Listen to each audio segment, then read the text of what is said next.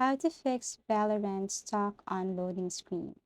So first, you just have to go to your search bar or search icon here, and then kindly type person symbol app data, person symbol, and then after that, click open. Okay, this one, tap open, and then here, you just have to click app data here at the top, and then click local. And then after you click local, you have to look for a Valorant folder. Okay, and then here you just have to right click and then click delete. Okay, tap delete. That's it. That's the first way. Second is you just have to simply right click Valorant, or you can go to the search bar again, type Valorant, and then open file location.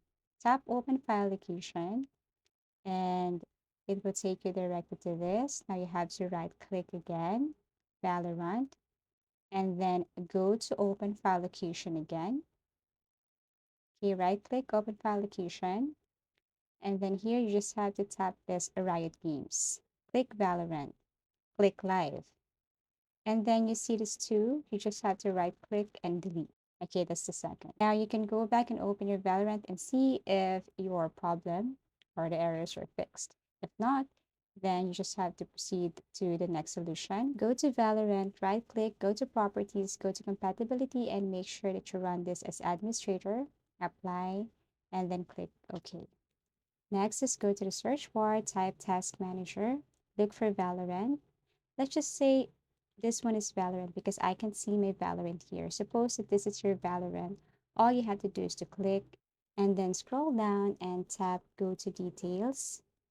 Okay, this is what it looks like. So you have to open Valorant again. Suppose the client is Valorant. So you just have to simply, now once you're here, you have to right click again and then set your priority into high. Okay, so right click and then set it to high.